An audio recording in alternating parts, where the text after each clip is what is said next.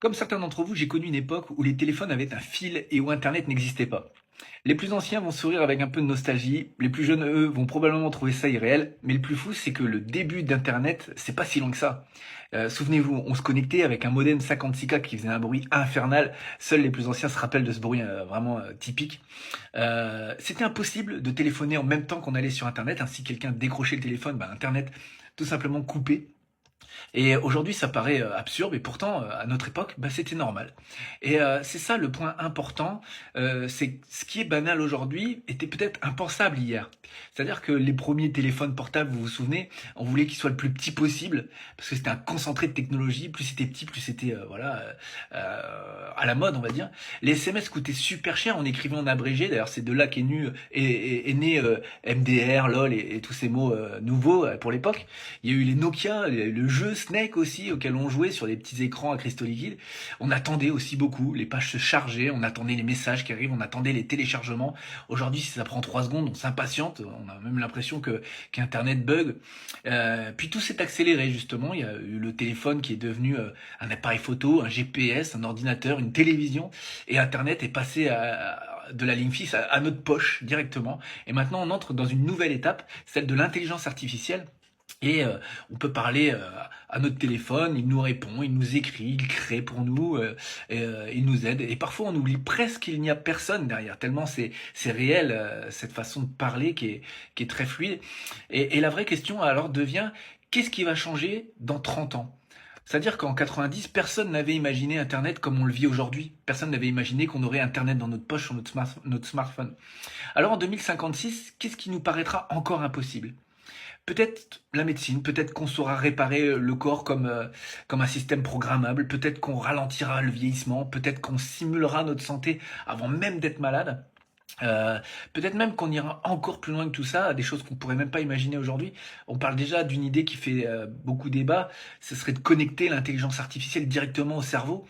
D'ailleurs, Elon Musk a dit les gens intelligents seront les gens riches, parce qu'il, par exemple, il évoque un futur où des interfaces cerveau-machine permettraient d'augmenter les capacités humaines.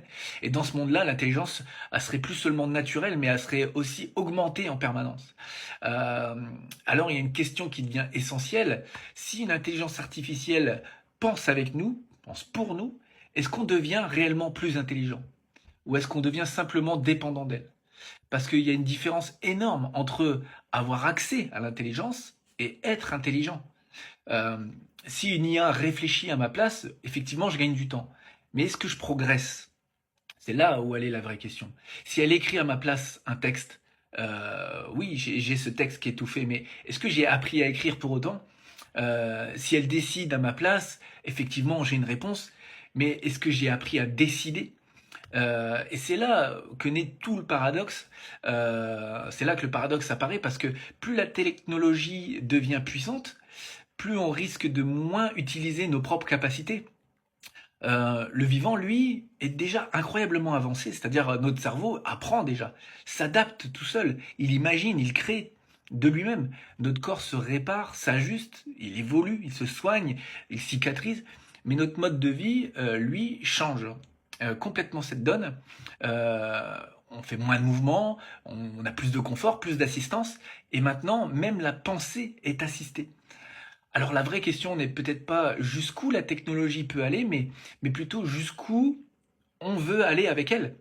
Parce que le vrai risque du futur, c'est peut-être pas que la machine devienne plus intelligente que nous, mais c'est qu'on oublie progressivement comment utiliser notre intelligence à nous. Euh, Si vous êtes en train de lire ou d'écouter ce texte dans le futur, ce serait marrant d'imaginer ça. Imaginez que vous êtes en 2056, là maintenant tout de suite. J'aimerais vous parler à vous directement, vous en 2056, ou même plus loin encore. Dites-moi une chose. Est-ce que vous trouvez qu'on avait raison d'avoir peur, ou est-ce que vous souriez simplement en vous disant qu'on n'avait encore rien compris? Alors je vous laisse ce message, comme une trace du passé, on va dire. Et j'espère que vous, les gens du futur, vous pourrez nous répondre de vous-même. Et si vous regardez cette vidéo en 2056, il y a une grande chance que vous utilisiez déjà un outil qui est un peu vintage pour consulter cette vidéo. J'imagine, si vous la consultez sur un smartphone comme le nôtre, qu'il est complètement dépassé à votre époque. D'ailleurs, une petite question pour vous, habitants du futur.